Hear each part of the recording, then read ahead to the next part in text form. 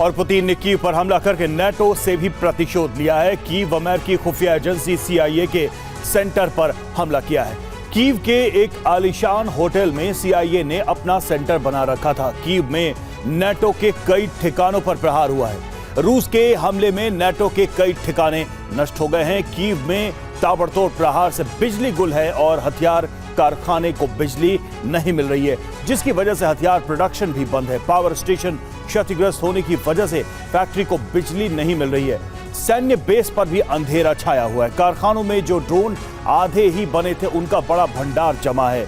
रूस की सेना ने दावा किया है कि अब तक यूक्रेन में मौजूद 30 पैट्रियट एयर डिफेंस नष्ट किए जा चुके हैं। कीव पर हमले के बाद रूस की सेना ने यह बड़ा दावा किया है, यानी अब कीव का सुरक्षा कवच नष्ट हो चुका है। पैट्रियट नष्ट होने के साथ ही अमेरिका के अरबों रुपए भस्म हो चुके हैं।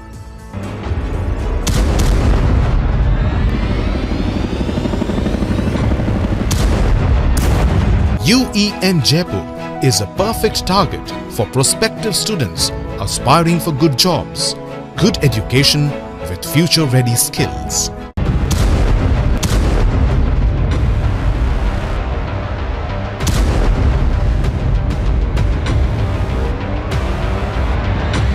यूक्रेन की चुनौती बढ़ती जा रही है।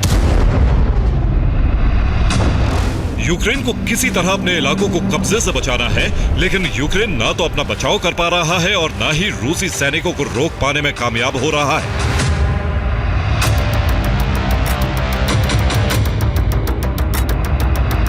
यूक्रेन के पास विकल्प सिर्फ अटैक एमएस और ड्रोन से रूस को ज्यादा से ज्यादा नुकसान पहुंचाने का है।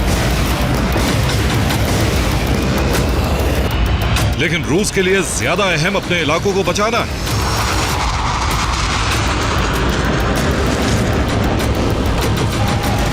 यूक्रेन में सैनिकों की भारी कमी हो गई है। एयर डिफेंस की टीम अब फ्रंट लाइन पर। पेट्रियट चलाने वाले अब होवित्जर चला रहे हैं। विमान गिराने वाली टीम टैंक चलाने को मजबूर है।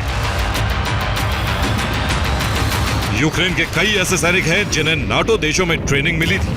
अमेरिका और इटली जैसे देशों के एयर डिफेंस को चलाने का प्रशिक्षण दिया गया था।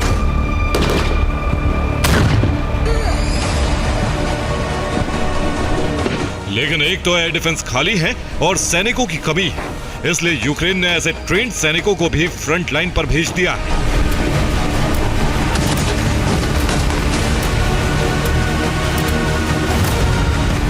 यूक्रेन के जनरल स्टाफ के मुताबिक यूक्रेन के सभी मोर्चे पर हालात बहुत खराब है। रूस के पास हथियार और सैनिक की कमी नहीं है। यूक्रेन ने नाटो देशों को आपात संदेश भेजा है।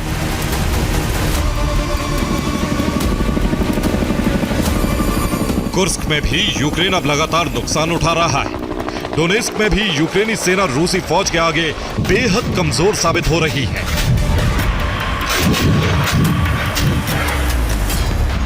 यूक्रेन की सबसे बड़ी मुश्किल है कि रूसी हमलों को रोकने के लिए पर्याप्त एयर डिफेंस नहीं है और हमला करने के लिए घातक हथियारों की कमी है।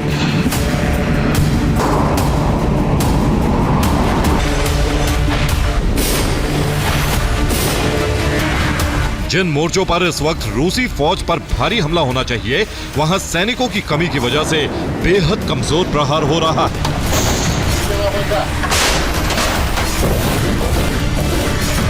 रूस की सेना जैपोरिजिया और खेरसोन में भी लगातार हमले कर रही है। Bureau report, TV9, Bharatvarsh.